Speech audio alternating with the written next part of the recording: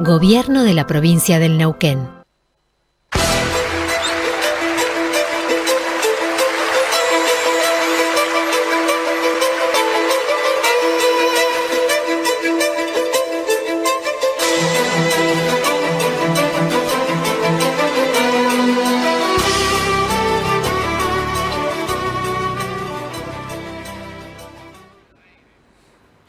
¿Qué tal? Bienvenidos. Aquí estamos, como todas las semanas, en Panorama para evaluar, para observar, para hacer consideraciones que creemos pertinentes sobre los temas eh, que desde el Vamos creemos son los más trascendentes de las últimas horas, de las últimas jornadas.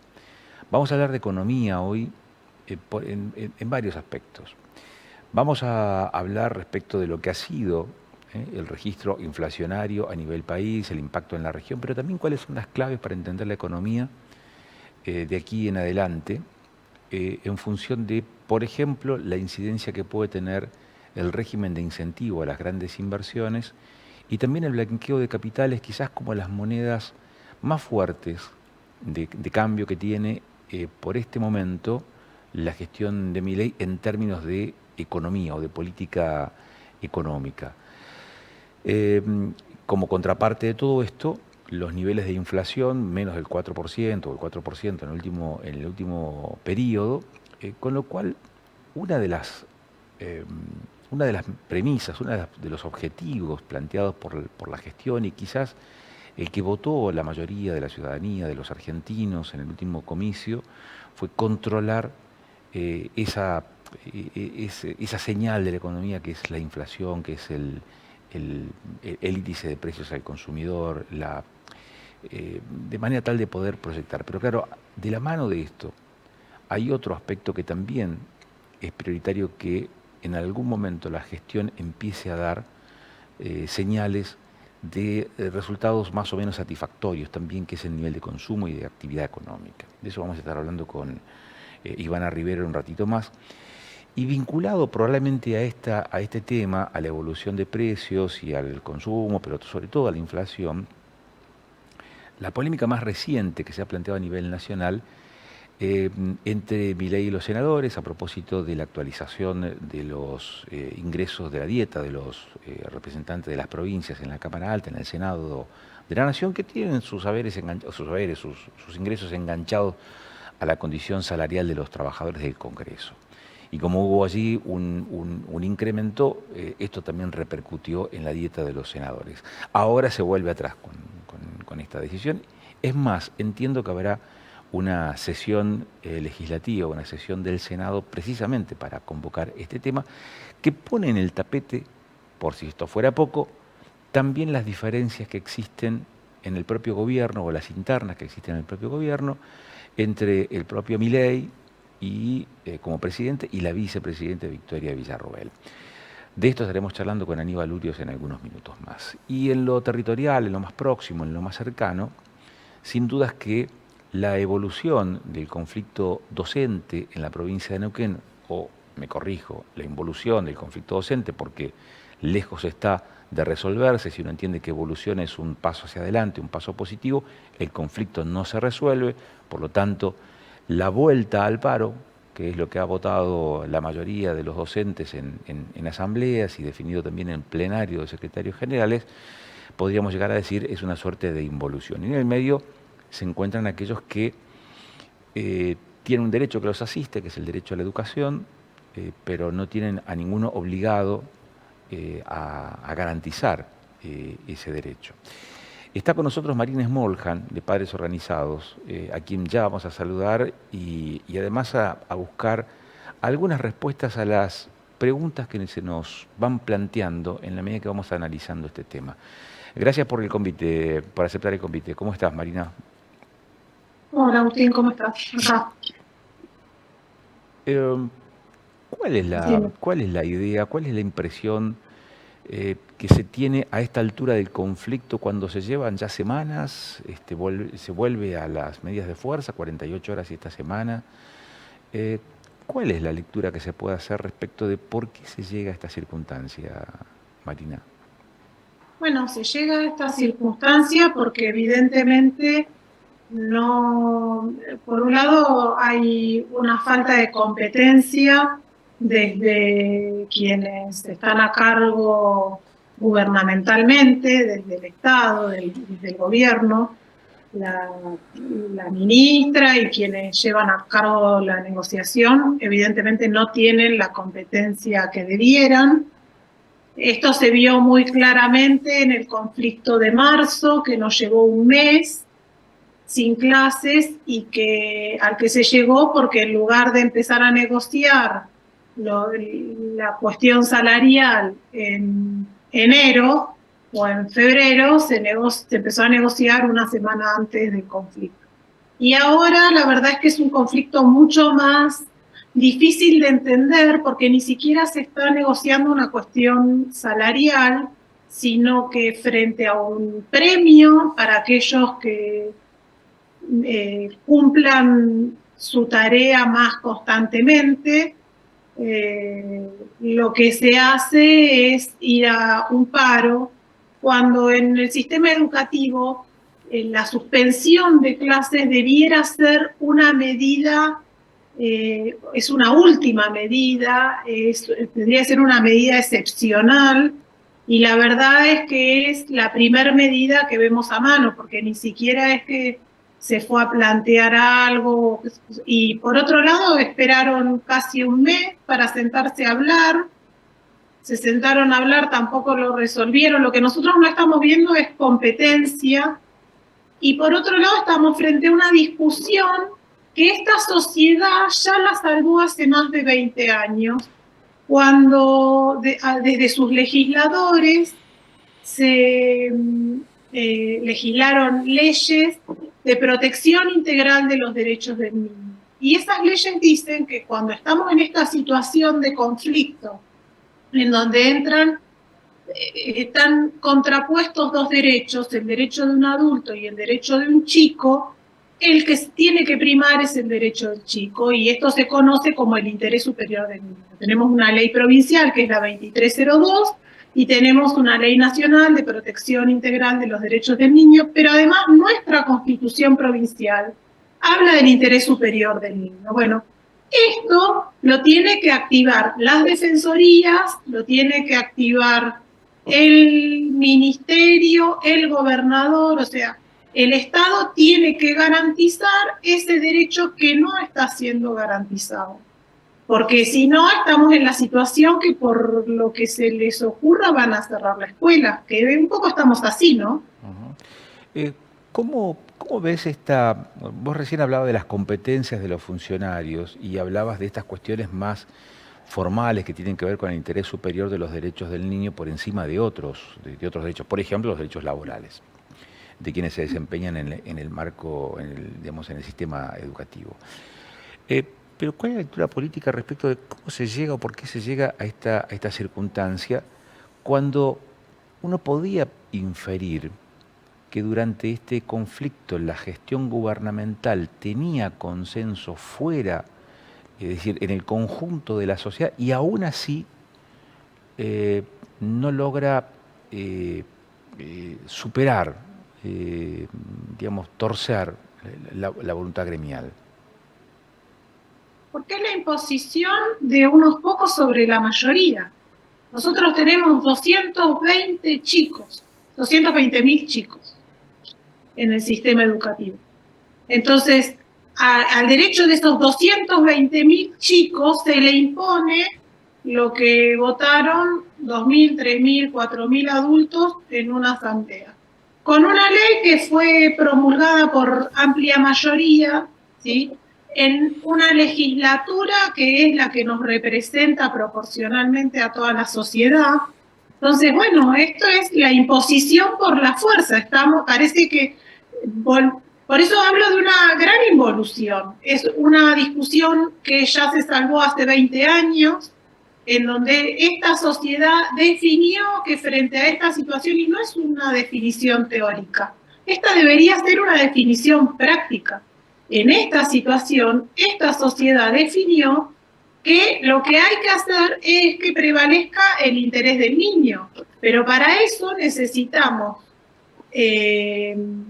necesitamos funcionarios competentes que activen los mecanismos que tienen que activar. De hecho, se promulga esta ley y quien la va después a reglamentar es una funcionaria del Consejo Provincial de Educación, ¿sí?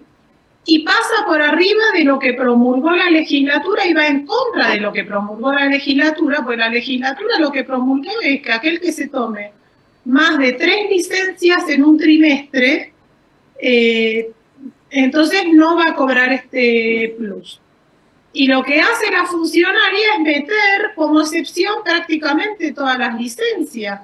Entonces, estamos como en una situación muy autoritaria, muy conservadora, porque todo el planteo es un planteo conservador, de mantener el sistema como está, y se habla de conquistas, cuando en realidad todas esas conquistas de las que se hablan no fueron en pos de que los chicos reciban una mejor educación, sino que lo que vemos como resultado es que cada vez están peor, cada vez reciben menos educación, cada vez la situación del sistema es peor. Entonces necesitamos avanzar. La sociedad votó avanzar hacia otro lado.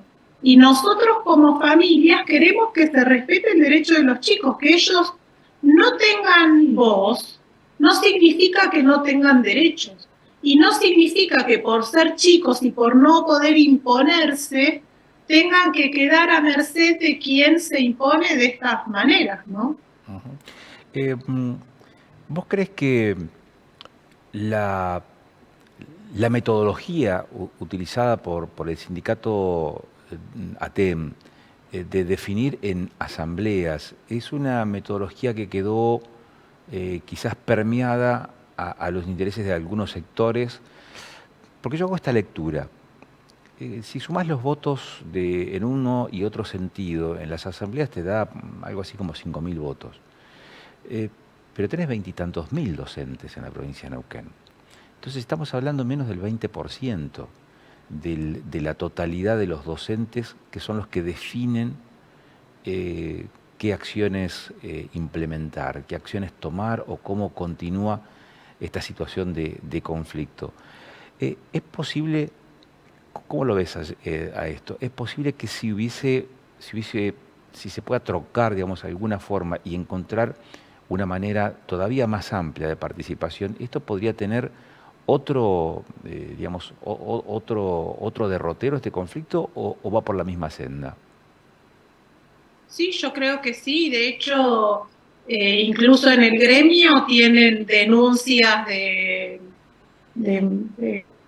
aprietes y bueno, es como toda una metodología la que están usando. Hay una comisión directiva que renunció, creo que es la de la Villa Langostura, si no me equivoco, Sí, por violencia gremial. Junín, creo. O de Junín. La de Junín, por violencia gremial.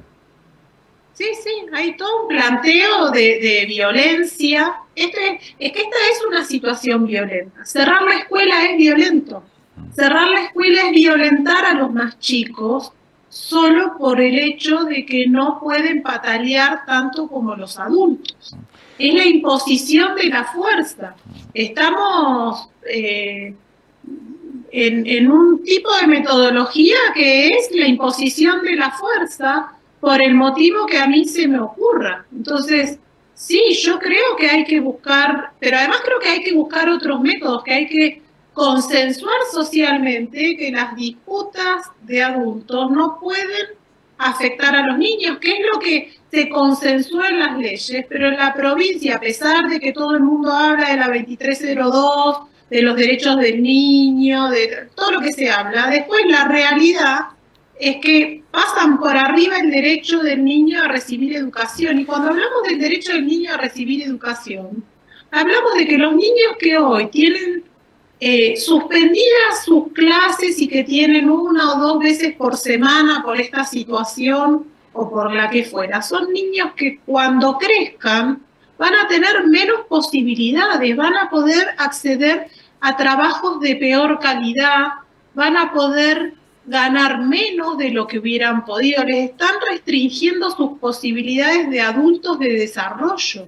Entonces realmente es muy terrible la situación. Las familias, los papás se dan cuenta y por eso hay tanta indignación, porque esto las consecuencias no las vamos a ver hoy, no las vamos a ver mañana, las vamos a ver en 15 años, cuando en una provincia como la nuestra, que tiene un gran potencial por toda la explotación de vaca muerta, que va a tener muchas posibilidades de trabajo, esos chicos no van a tener las capacidades mínimas, no hablamos ni siquiera de capacidades suficientes, hablamos de las capacidades mínimas para poder acceder a un trabajo de calidad, para poder acceder a todo lo que la provincia, por la explotación y por todo lo que se va a generar, toda la oferta laboral que va a tener, y esos niños no van a poder acceder o van a poder acceder a los trabajos de menor calidad, porque lo que ocurre es lo que muchas veces hemos charlado, que ni siquiera salen con competencias como poder leer y comprender un texto, poder llenar una solicitud, poder llenar una preforma, no sé, cosas mínimas que no las pueden hacer. Entonces realmente la situación es muy compleja y es de imposición de los adultos por sobre los chicos. Por eso nosotros fuimos a las defensorías, porque las defensorías de los derechos del niño tendrían que estar accionando, no mandando un oficio pidiendo que les informen cómo van a hacer. Deberían estar pidiendo judicialmente, son quienes lo pueden hacer, tendrían que estar pidiendo judicialmente que se respete el derecho de los chicos a recibir educación, que tiene que ver con sus posibilidades futuras. Marina, a mí me llama la atención otro hecho más, otro dato más respecto de todo este conflicto. Miraba los números, los votos, y hay 2.400, aproximadamente unos 2.400 votos a favor del rechazo, digamos, de la propuesta oficial y de la continuidad de las medidas de fuerza, que es lo que finalmente prosperó, triunfó, digamos, dentro del colectivo docente. Ahora, yo entiendo que estamos frente a una entidad gremial bicéfala, ¿no?, que tiene dos cabezas que están compitiendo por el control, por el poder, por la conducción. Que uno está en provincia y el otro está en la seccional más importante, que es la seccional capital, que es la mitad del gremio. Entiendo que hay figuras dentro de este segundo sector más radicalizadas, pero entiendo que uno le podría adjudicar quizás esta frase bastante remanida, adjudicada a la izquierda, que es cuanto peor mejor. Ahora, uno puede pensar que cuanto peor mejor puedan pensar un grupo de dirigentes. Ahora, 2.000 y tantos docentes votando en el mismo sentido, ¿es necesario revisar también, es necesario quizás barajar de nuevo en este escenario, teniendo en cuenta precisamente esta realidad, considerando que son quienes llevan adelante la educación de los pibes? 2.000 y tantos de docentes son menos del 10% de los docentes. Porque también hay que empezar a separar. Una cosa son los docentes y otra cosa es el gremio docente, que no representa a todos, para empezar, representa a un porcentaje, ¿sí? También lo que sucede es algo que sucede en la sociedad, que ya está cansada de... Entonces, la verdad es que deberían ir a votar y votar otra cosa, pero la verdad es que están llevando el conflicto a un lugar... sí, que es extraño. Esto de la bicefalía lo vemos todos, es algo que va a tener que dirimir el gremio. Lo que no puede ser es que el campo de batalla de ese conflicto y de esa lucha por el poder del gremio sea la escuela. Eso es lo que no puede pasar. Lo que no le podemos habilitar como sociedad es que las disputas, incluso gremiales, de distintas posiciones, se definan en la escuela con el futuro de los chicos. Ahí es en donde el que tiene la obligación es el gobierno, que es quien debe defender el derecho de los chicos. Por eso nosotros hablamos esto de los funcionarios que no son competentes. La ministra de Educación en ningún momento de la negociación pone en discusión esto del derecho de los chicos. De hecho, no se negocia nunca, no se negoció en marzo, no lo vimos ahora en esta mesa tampoco, el recupero de días. Del mes de marzo que se comieron, la realidad es que no se recuperó ni un solo día. No se recuperó ni un solo día. Entonces, actúan como un statu quo hoy.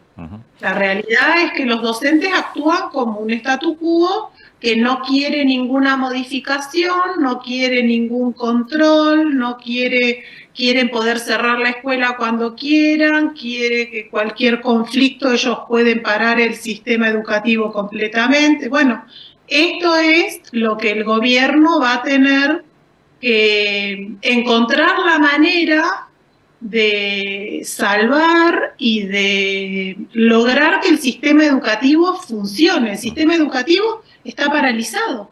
Es un desgobierno, esto es un desgobierno total. Y de hecho, algo de lo que no se habla es que en el Consejo Provincial de Educación, gran parte de los funcionarios que nombró este gobierno son ex secretarios generales o dirigentes muy conocidos del gremio.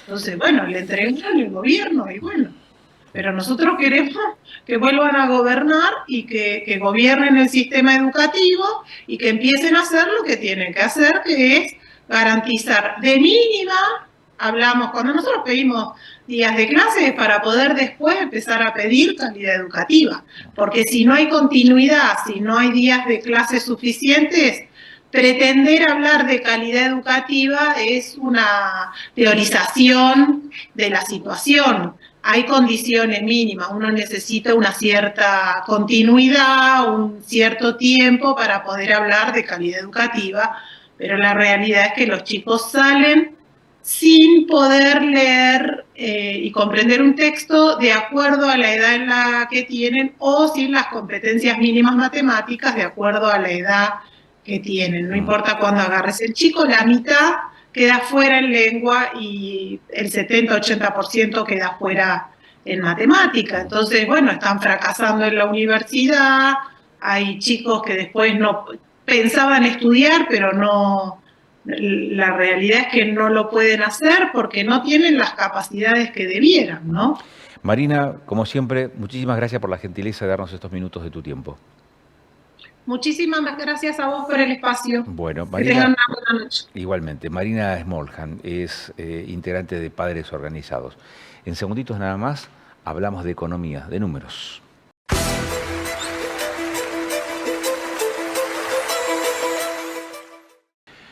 La inflación en el último periodo que se midió fue el mes pasado, llegó a un 4%. ¿Esto qué es? ¿Está dentro de las metas oficiales? ¿Está dentro del piso de lo posible para una economía tan tensionante como es la de la Argentina?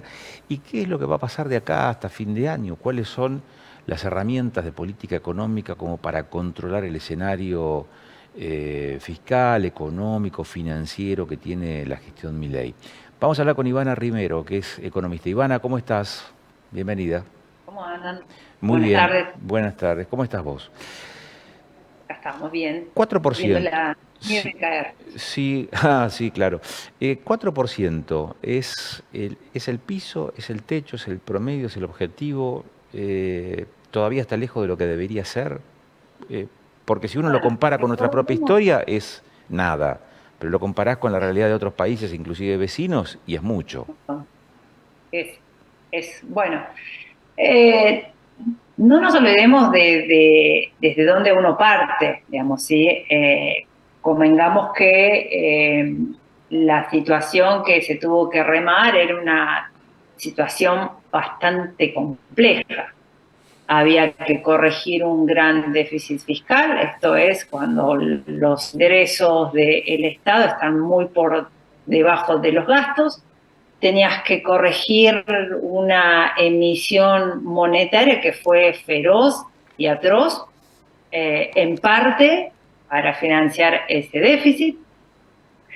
esto te derivó en toda una distorsión en los precios relativos. Esto es porque comenzamos a transitar, digamos, una inercia inflacionaria muy fuerte. Llegamos, acuérdense, a fin de año con una inflación mensual de 2 dígitos. Tenías que resolver las deudas indexadas en pesos de corto plazo. Digamos, eran muchos problemas, partimos, digamos, de un gran descalabro en términos de política fiscal y en términos de política monetaria. O sea, estaba todo descalzado. Lo que el gobierno, creo yo, que tiene como prioridad en un principio es bajar, digamos, la suba en el nivel general de precios, esto es ir menguando la inflación. Lo hizo usando 2 anclas muy fuertes, principalmente la fiscal, esto es, digamos, paró o dio vuelta ese resultado primario fiscal y cerró las canillitas de emisión de pesos. Convengamos que el problema en la Argentina nuestro, aparte de que se generaron un montón de masa de pesos que se tiraron a la economía, también la Argentina históricamente tiene un problema de demanda de pesos. Digamos, cuando uno mira lo que pasa por ahí con países como Norteamérica, donde también tiene grandes déficits fiscales y donde ha usado la emisión, por ejemplo, con la pandemia, pero no llegó a los niveles de inflación que sufre la Argentina. ¿Por qué? Porque hay demanda de dólares.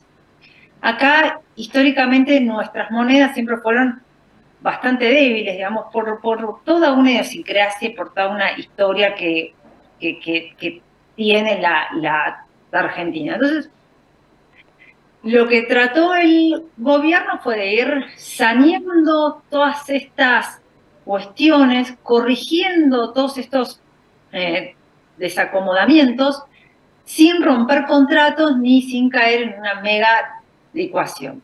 Entonces, lo que creo yo que como los objetivos, por lo menos para este año, eran, primero, bajar la inflación. Lo hizo a costa de un gran ajuste, ¿sí? Que lo sufrimos todos, pero que en cierto modo era necesario. Tuvimos meses donde la economía entró en recesión, entonces eso hizo que la suba de los precios o algunos se fueran ralentizando, pero también tuviste que alinear todos esos precios en relación de otros, digamos, lo que uno llama los precios relativos. Entonces, fuiste ajustando, tratando de, creo yo, generar el menor daño colateral. Esos fueron los primeros meses del año. Vas avanzando fuertemente porque hay una tendencia de la baja en el nivel de precios, ¿sí? Entonces, lo que uno mira ahora es la tendencia. No es tanto el dato puntual mes a mes, sino es la tendencia, porque todavía nos quedan corregir todavía precios relativos. Todavía, por ejemplo, queda salir de este famoso cepo, ¿sí? Que se verá cuando el gobierno cree que están dadas las condiciones para que se salga. Pero bueno, digamos, ya hay ciertos precios que se han alineado, que precios que estaban pisados, regulados, que han ido avanzando en expresar el verdadero costo de este bien o servicio. Hay una recuperación de los salarios reales, digamos, esto es, los incrementos que se han logrado ciertos sectores de la economía, digamos, están por encima de la inflación mensual, ¿sí? Entonces, muy de a poco, el salario real se va recuperando. Y eso también te va a impactar en tus costos. Entonces, no esperemos que dentro de 2 meses la inflación sea de 0 o sea de 1 o de 0,5, ¿sí? Digamos, todavía nos quedan procesos que transitar que te van a seguir impactando en los precios, pero lo que tenés de positivo es que ya hay una tendencia a la baja. Entonces, Ahora, eso habla de que... Ivana, Sí. disculpa que te interrumpa, pero hay a esos ingresos que pueden estar quizás mejorados en términos comparativos, como bien decías vos recién, respecto del IPC, también es cierto que tenés ese acomodamiento de los valores que estuvieron mucho tiempo pisados, como por ejemplo las cuestiones tarifarias. Ahora, también es cierto que son costos inelásticos. Digamos, no se pueden comprimir para atemperar su impacto económico. Por ejemplo, voy a poner un caso. Eh, las horas que necesitas la electricidad en la casa van a seguir siendo las mismas que antes de este acomodamiento de la economía. Sin embargo, el costo de la electricidad ha ido evolucionando como no han ido evolucionando otros valores dentro de la economía. Entonces, digamos, ese es un costo, digamos, es un consumo inelástico ese. Te impacta en el consumo de una manera distinta porque ya no lo podés seguir comprimiendo. Esto seguramente está relacionado con el consumo. Yo quiero dejarte esta pregunta como disparador para el próximo bloque, porque tengo que hacer una pausa ahora para cumplir con algunos compromisos comerciales. ¿Y cómo se sale de esa encrucijada? Pero dame 2 minutitos y volvemos contigo.